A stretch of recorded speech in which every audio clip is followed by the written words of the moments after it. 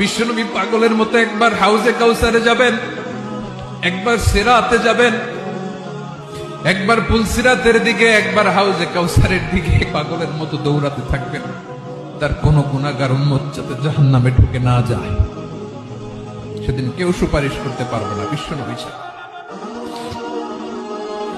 এজন্য 5 নম্বর আল্লাহ বললেন, মান যাল্লাযী ইয়াশফাউ ইনদাহু ইল্লা বিইযনিহি। কার সাহস আছে, কার এত বড় বুকের পাটা কিয়ামতের কঠিন দিন আল্লাহর সামনে দাঁড়িয়ে সুপারিশ করবে?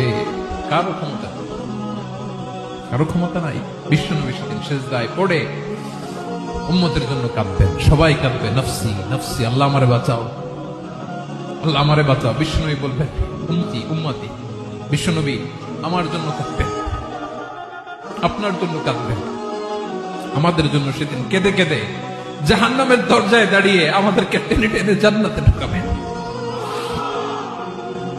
এজন্য এই বিশ্বনবীর ভালোবাসা যেন আমাদের হৃদয়ে ভরপুর থাকে। আমার ভাইয়েরা, প্রতি শুক্রবার বিশ্বনবীর উপরে বেশি বেশি যেন আমরা দুরূদ পড়ি। আমরা যখন বিশ্বনবীর সালাম দেই, দুরূদ পড়ি,